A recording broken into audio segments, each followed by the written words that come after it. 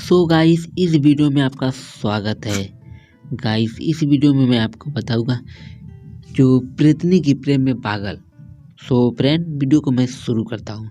सच्चा प्रेम बहुत मुश्किल से मिलता है, क्योंकि आज के स्वार्थ में परिपूर्ण जीवन में दुनिया में सच्चे प्रेम का महत्व रह ही नहीं जाता। कहीं खूबसूरती के दीवाने मिल जाते हैं, तो कहीं वाकपटुता एक दूसरे को करीब ला देते हैं, पर अधिकतर मामले में हवस ही एक प्रधान होता है। 4 दिनों का साथ, फिर जल्द ही किसी और की तलाश में। दिल मिले ऐसा बहुत कम होता है, क्योंकि अगर दिल मिल गए तो वह कभी एक दूसरे से अलग ही नहीं हो सकते, और निश्चय भाव से हमने सुख की बलि देकर भी दूसरे के सुख की चाह को कायम रखते हैं। दुनिया में तेजी से बदल रही और आज दुनिया के सार्वभौमिक के कारण प्रेम रिश्तों की परिभाषा भी बदल रही है। हमारी संस्कृति, हमारे व्यवहार, कार्य आदि से दूसरे प्रभावित हो रहे हैं, तो दूसरे की इन बातों से हम भी प्रभावित हो रहे हैं। आज गर्लफ्रेंड या बॉयफ्रेंड या यार होना आम बात हो गई है। कुछ देशों में तो बस इसे यार दोस्त के रूप में ही देखा जाता है, पर कुछ देशों में इसका मतलब यार दोस्त से कुछ अलग या बढ़कर ही होता है। खैर, आज के समय में प्रेम करने के लिए, प्रेम दर्शाने के लिए लोगों के पास समय को भी कमी हो गई है। लोग सब कुछ चट मंगनी पट बिया की तर्ज पर आ जाते हैं। सूरज जी, हाँ यही नाम था उस लड़के का। उम्र कोई 19 से 20 साल होगी। एकदम से दुबला पतला, पढ़ने में ठीक ठाक था। शहर में रहकर अपनी पढ़ाई कर रहा था। वह जिस भी महाविद्यालय में पढ़ाई करता था, वह शहर से थोड़ा बाहर था और पूरी तरह से जंगल में जैसे क्षेत्र में था। वह अपने महाविद्यालय के ही हॉस्टल में रहता था। वह जिस हॉस्टल में रहता था वह 5 मंजिला था। सूरज का कमरा चौथी मंजिल पर था।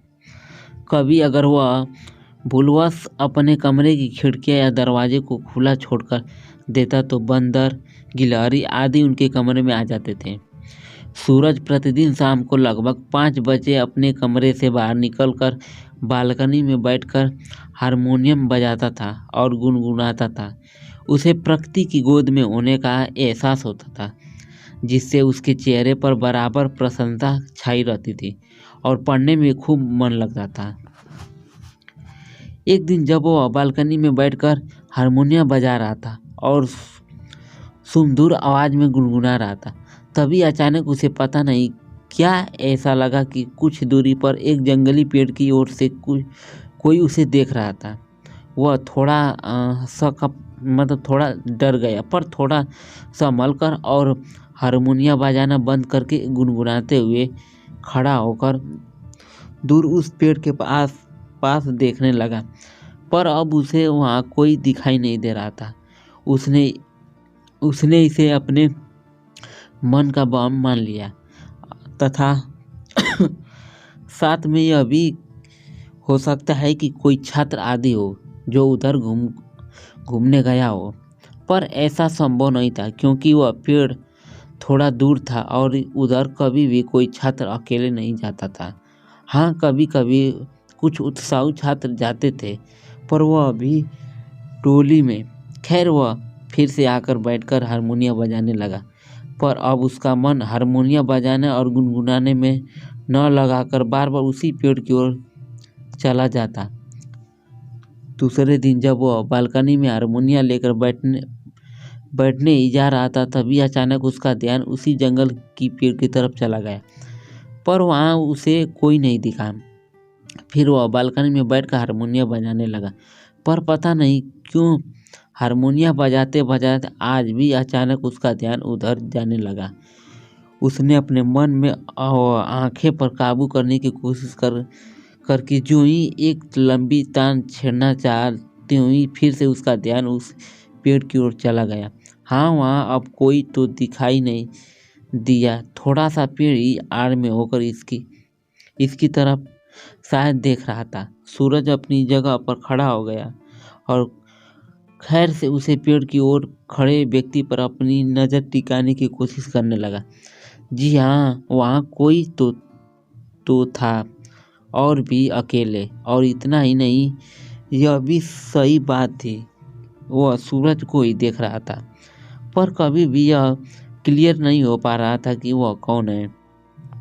कोई बाहरी आदमी है या कोई औरत या महाविद्यालय की कोई छात्र या छात्राएं। रात को सूरज की नींद गायब हो गई थी। वह लेटे लेटे बार बार यही सोचने की कोशिश कर रहा था कि आखिर वह कौन है जो पेड़ की ओर से उस पर नज़र लगाए रहता है।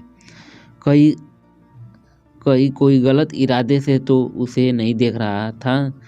बहुत सारे अनर्गल सवाल भी अब उसके जहन में आने लगे थे। खैर, कैसे भी करके सुबह उसने हल्की सी नींद आई, पर लगभग 7 बजे उसके बगल वाले कमरे में रहने वाले बच्चे ने से हाँक लगाकर उसे जगा दिया। उसे कुछ काम था। सूरज जागकर अपने दरवाजे की किवाड़ खोला और उस बच्चे द्वारा कुछ मांगने पर उसे दे दिया। फिर वह जमाई लेते हुए बालकनी में आ गया।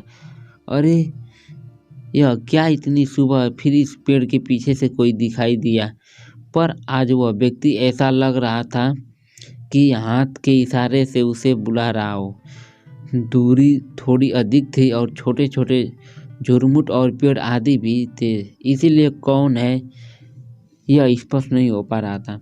खैर, अब सूरज पूरी तरह से तल्लीन होकर उस पेड़ के पास ही देखने लगा था। धीरे धीरे सूरज के मन एकाग्रता और शरीर की बेचैनी बढ़ती शुरू हो गई, और अब उसे ऐसा लग रहा था कि उस पेड़ के पास कोई किशोरी खड़ी है जो हाथ में के इशारे से उसे बुला रही है। सूरज को पता नहीं अब क्या होने लगा था। उसका दिमाग काम करना बंद कर दिया था। वह क्या करे क्या न करे, अब उसके हाथ में नहीं था। अचानक सूरज को आभास हुआ कि वह यहाँ से आराम से कूदकर उस बाला के पास जा सकता है।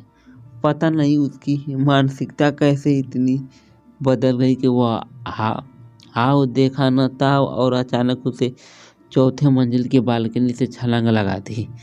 छलांग लगाते ही उसे ऐसा लगा कि पेड़ के पास खड़ी लड़की अचानक उड़कर उसके पास आ गई और उसे थामकर उस पेड़ के पास लेकर चली गई। यह सब इतना जल्दी हुआ कि सूरज कुछ भी समझ नहीं पाया। पेड़ के पास जाकर सूरज एक बिछुड़े प्रेम की तरह गुनगुनाने लगा, और वह बाला मंद मंद मुस्कान के साथ थिरकने लगी। सूरज तो पूरी तरह से खोया हुआ था।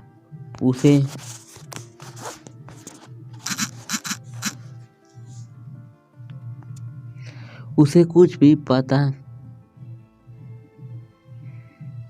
नहीं चल रहा था वह कौन है और कैसे यहाँ आ गया।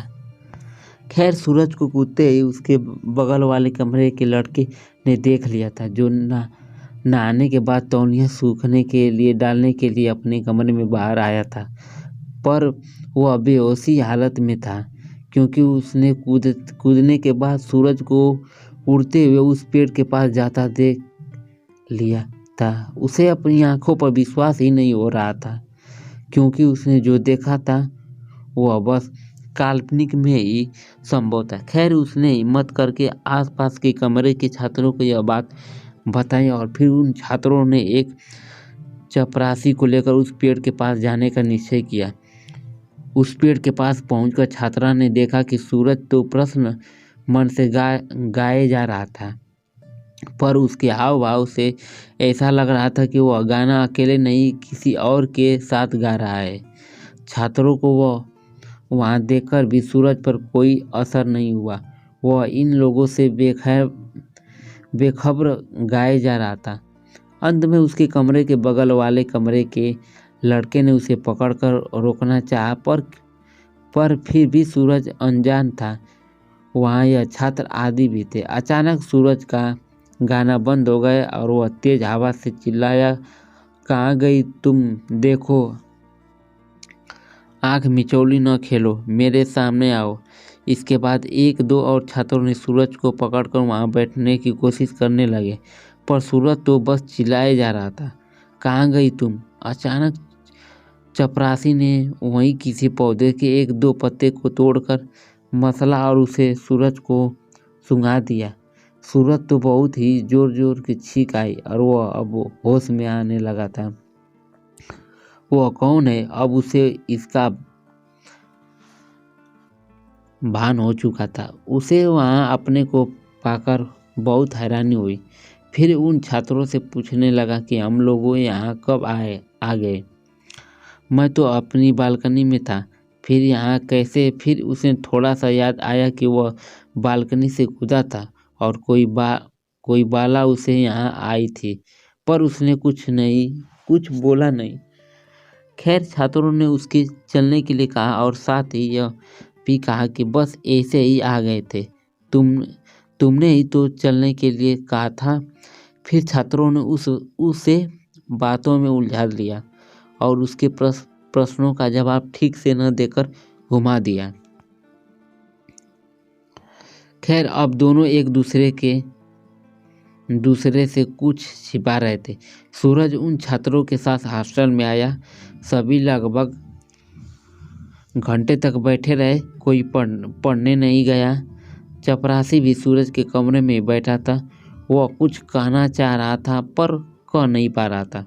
अंत में उसने अपने आप को रोक नहीं पाया और वहाँ बैठे सभी छात्रों से कहा कि उस पेड़ के पास कोई आत्मा है, इसका उसे भी एहसास है, पर वो आत्मा कभी उसके सामने तो नहीं आई, न कभी उसका कुछ बुरा ही हुआ, पर आत्मा जरूर है, इसका उसे कई बार आभास हो चुका है। आखिर कौन थी वह बाला प्रेतनी? जब वह काफ़ी दिनों से वहाँ थी तो केवल सूरज को ही दिखाई क्यों दी थी, और साथ ही उसने सूरज को ही क्यों बुलाया? कहीं प्रेम का चक्कर तो नहीं? खैर, इस कहानी की अगली कड़ी में सब क्लियर हो जाएगा। जय हनुमान। तो फ्रेंड, यह वीडियो आपको कैसी लगी है? अगर अच्छी लगी प्लीज़ चैनल को सब्सक्राइब जरूर करें। अब मिलते हैं नेक्स्ट वीडियो में, तब तक के लिए जय हिंद, जय भारत, वंदे मातरम।